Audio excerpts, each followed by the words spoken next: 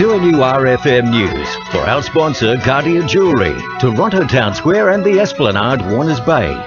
It's 2 o'clock. Good afternoon. I'm Jacinta with 2NURFM Hunter News. Crews are headed to Lambton this afternoon to restore power to 800 houses after a blackout. A traffic accident earlier today blacked out lights at Crowder Street. Crews are working to get the power back on soon.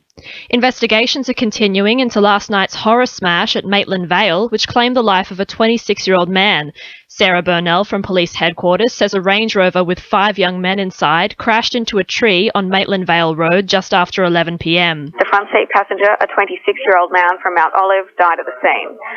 The driver was trapped in a vehicle for 2 hours before being released by ambulance rescue officers. He was flown by the Westpac helicopter to John Hunter Hospital with serious lower leg and wrist injuries. A rear seat passenger was ejected through a rear window and also suffered serious shoulder, wrist and foot injuries. The other 2 male passengers were taken to the John Hunter Hospital with minor injuries. A 38-year-old man has died opposite Branxton Public School this morning. The incident occurred during morning drop-off, and some students and parents reportedly witnessed the incident. All pupils are safe, and the Herald reports the incident is not related to the school's staff or students. Lochinvar Police Station has been sold this morning, reportedly without community consultation.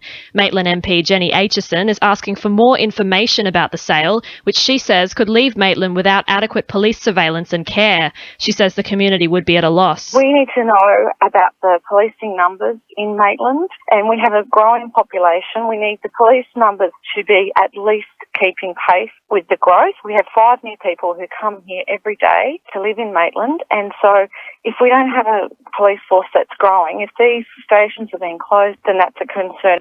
A man who ran from a police stop 2 weeks ago in Raymond Terrace was found hiding in a cupboard at a home in Troman Parade yesterday. The 25-year-old fled his car on September 24. Rifles and ammunition were discovered within.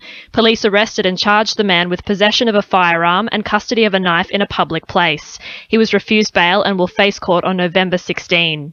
There's push for the federal government to alter developer donation laws after Jeff McCloy's loss in the High Court. The Greens are today asking for a complete ban on donations from tobacco, alcohol and mining companies to prevent a corporate monopoly in the Hunter. New South Wales Greens MP David Shoebridge says it's an important move for the region. We should have politics that responds to the interests of ordinary residents, whether they've got $100 in their bank account or $100 million. But when you have a political system that allows for-profit corporations to put millions and millions of dollars into the coffers of the Labor Party, the Liberal Party and the National Party, well, it's no wonder that those parties return favours to the corporate that pay them rather than the electors that vote for them.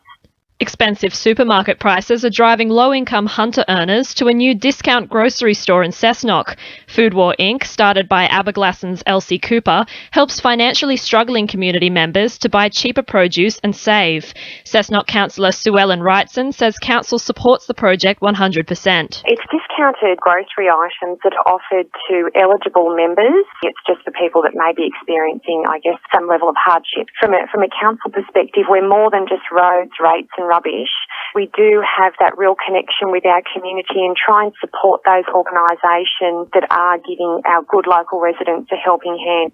In finance, the All Ords is up 21 points at 52.49 and $1 Australian is buying 71.86 US cents.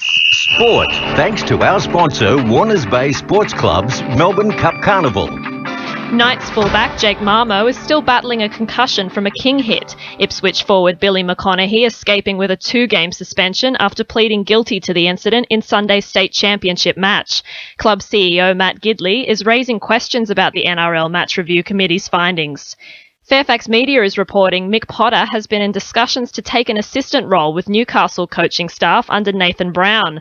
The coaching role will be Potter's first job since being released from the West Tigers last year. The Newcastle Jets have announced 5 new signings to the squad for the upcoming W League season, including former Matilda and Club Foundation member Gemma Simon. The former Jets captain is looking forward to returning home after a difficult year. And Charlestown Cricket Club skipper Dave Mascourt has revealed he is meeting with specialists over a severe hip injury.